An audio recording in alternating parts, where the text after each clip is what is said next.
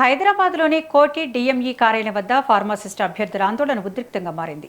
Selection list విడుదల చేయాలని demand చేస్తూ చేపట్టిన ఈ నిరసనకు రాజ్యసభ సభ్యుడు ఆర్ కృష్ణయ్య మద్దతు తెలిపారు. ఈ సందర్భంగా రాష్ట్ర ప్రభుత్వం వైద్య ఆరోగ్య శాఖ బలోపేతానికి భారీగా ఉద్యోగాలను భర్తీ చేస్తున్నప్పటికీ కొంతమంది అధికారుల నిర్లక్ష్య వైఖరి వల్ల ప్రభుత్వానికి చెడ్డ పేరు వస్తోందని ఆయన విమర్శించారు. కార్యాలయంలోకి అభ్యర్థులను అనుమతించని పోలీసులతో ఆర్ కృష్ణయ్య వాగ్వాదానికి దిగారు. అనంతరం అభ్యర్థులను లోపలికి తీసుకువెళ్లి అధికారులతో సమావేశమయ్యారు. ఈ సందర్భంగా medical and health services recruitment board సభ్యుడు గోపికాంత్ రెడ్డిని కలిసి అభ్యర్థుల సమస్యలను పరిష్కరించాలని విజ్ఞప్తి చేశారు. 732 ఫార్మసిస్ట్ పోస్టులకు సుమారు 24,000 మంది అభ్యర్థులు పోటీ పడ్డారని ఆర్ కృష్ణయ్య తెలిపారు. అయితే గత 4 నెలలుగా సెలక్షన్ లిస్టు విడుదల కాకపోవడంతో అభ్యర్థుల్లో ఆందోళన పెరుగుతోంది. కోర్టు కేసుల పేరుతో జాబితా విడుదలను ఆలస్యం చేస్తున్నారని ఆరోపించారు.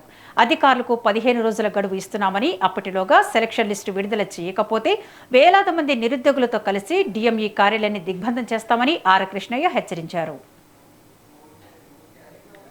వైద్య ఆరోగ్య శాఖలో రాత పరీక్షలు జరిపి నోటిఫికేషన్ వేసి అన్ని ప్రక్రియలు కంప్లీట్ అయినాక కూడా 732 ఫార్మసిస్ట్ పోస్టుల యొక్క వెయిటింగ్ లిస్ట్ అట్టే పెండింగ్ పెట్టారు. వారి ఎంపిక జాబితాను ప్రకటించకుండా 4 నెలల నుంచి పెండింగ్ లో పెట్టారు. దీని వలన వేలాది మంది నిరుద్యోగులు తీవ్రంగా ఆందోళన జరుగుతున్నారు. మీరు వెంటనే సెలెక్టెడ్ లిస్ట్ పెట్టాలని మన గోపికాంత్ రెడ్డి గారికి కోర్టులో కేసుకు స్టే లేదు. ఇది కావలసి ప్రభుత్వం, రాష్ట్ర ప్రభుత్వం, మంత్రి గారు, సెక్రటరీ గారు ప్రభుత్వానికి డబ్బు బిగించాలనే ఉద్దేశంతో ఇట్లా చేసిరు.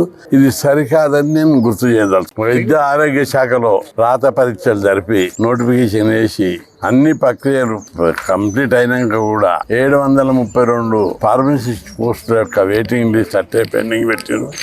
వారి ఎంపిక జాబితాను ప్రకటించకుండా 4 నెలల నుంచి పెండింగ్ లో పెట్టారు. దీని వలన వేలాది మంది నిరుద్యోగులు తీవ్రంగా ఆందోళన జరుగుతున్నారు. మీరు వెంటనే సెలెక్టెడ్ లిస్ట్ పెట్టాలని మన గోపికాంత్ రెడ్డి గారికి కోర్టులో కేసుకు స్టే లేదు. ఇది కావలసి ప్రభుత్వం, రాష్ట్ర ప్రభుత్వం, మంత్రి గారు, సెక్రటరీ గారు ప్రభుత్వానికి డబ్బు బిగించాలనే ఉద్దేశంతో ఇట్లా చేసిరు. ఇది